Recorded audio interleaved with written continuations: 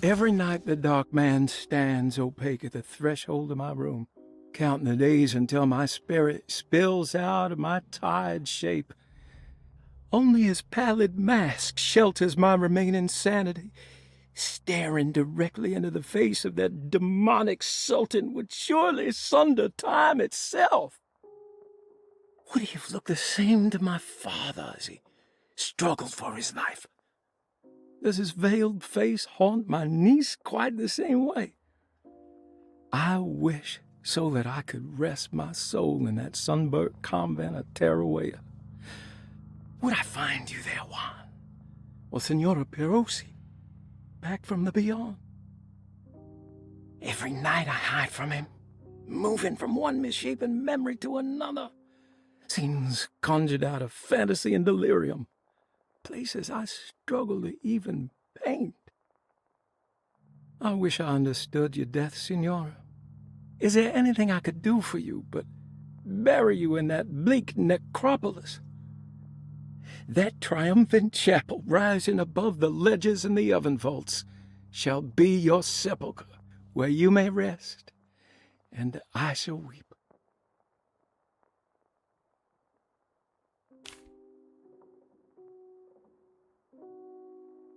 How did you first come to understand such things, Senora? How did you know that the battered boiler in the basement would lead me to Lafayette Cemetery? Or how the old upstairs clock, with its astronomical motifs, would take me to that hateful mound outside of Claremont Harbor? Those are my memories, my past. Is there perhaps a chance, if ever so small, for me to see Tarawea? Oh, I want that more than anything. Please, let my talisman take me there. Let me sit with Juan under his Bodhi tree. Despite having sold me that talisman, Miss Jackson, the voodoo priestess, revealed none of her secrets to me. That's why I had to travel to Tonka. Instead, she cruelly told Baptiste, my caretaker, that he would be betrayed and killed in the most awful way, that the one he loved would pierce his thigh with a sharp spear, and that he would be devoured by his own mother. What a terrible thing to say. The people of Deseto were becoming dangerous. They do not understand what they are doing. I must do something to stop them. I tried talking to Dr. Gray, but he confuses my worries. He's caught up in treating me. How can he expect evil to be cured with medicine and conversation? The orderlies, the housekeeper, and the patients are all deranged. They will call upon evil to enter this world. All would be lost. Everything. Unless I can find the clerk, Mr. Waite. He seems to be a clear-thinking man. Maybe Beauregard.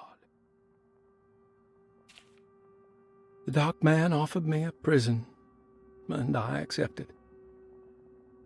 I signed that miscarried contract and entered the dark pact. Everyone is safe, except for me.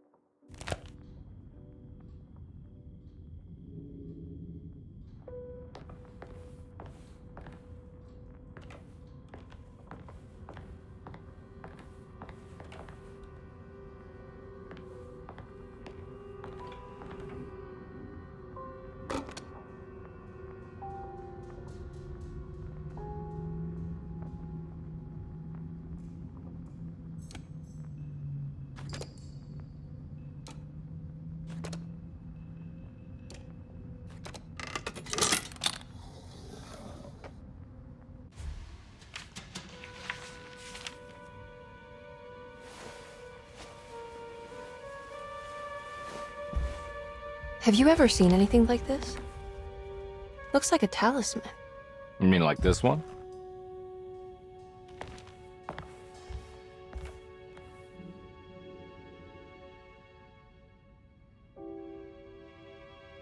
Can you find me a knife to cut the canvas?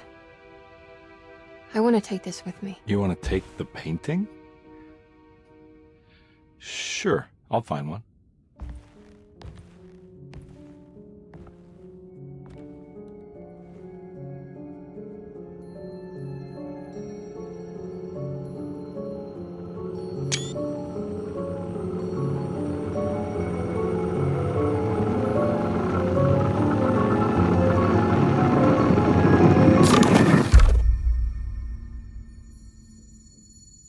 I found this tube as well. Should keep it safe for you. Do you want to carry it or should I? Miss Hartwood? Emily? I'll take it. Thank you. We're done here, right? I'm not sure. I don't know how to do any of this. Listen, I think we should talk to Dr. Gray. He must know something about what's going on around here. Okay. Let's do that.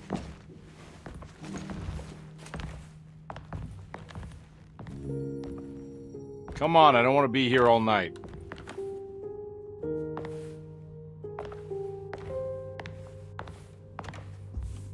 Detective Carnby? Where did...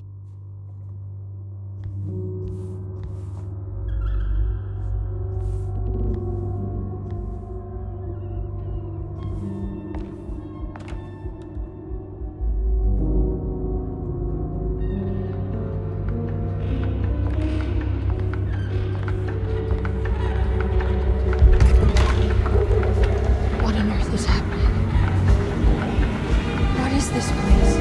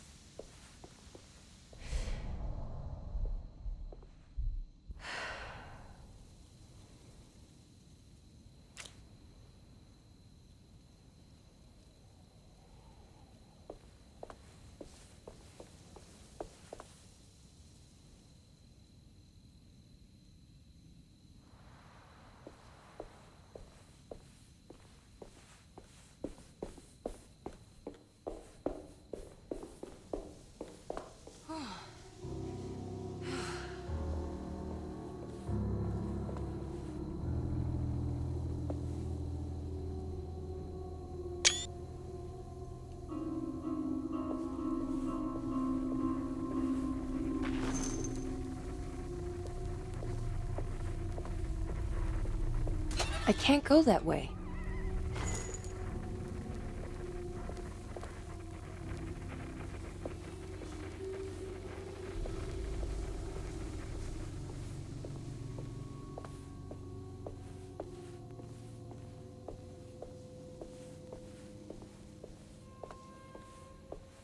This can't be.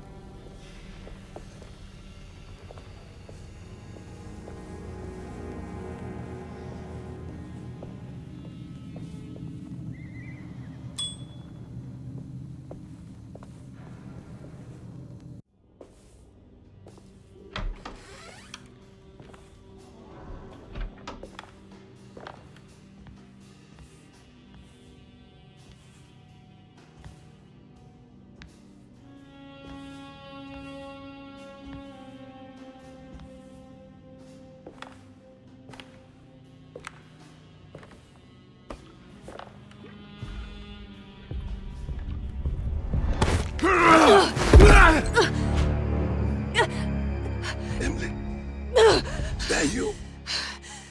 Baptiste? How'd you get here? I was back at Dorsetto. Looking for my Uncle Jeremy? Jeremy's your uncle. I didn't know.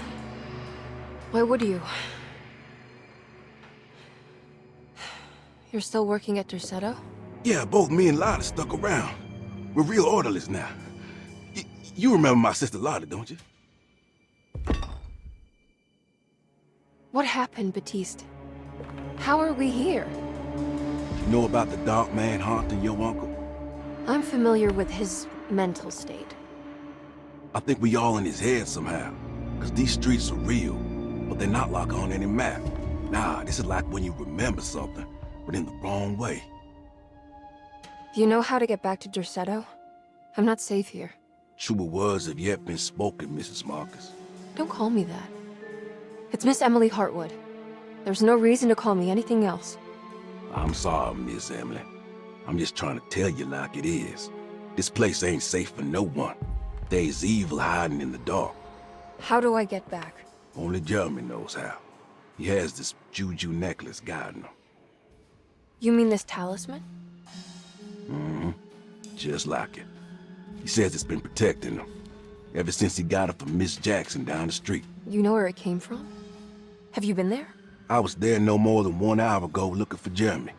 Locked it up to keep the ghouls from getting inside. You can have the key if you want. Thank you.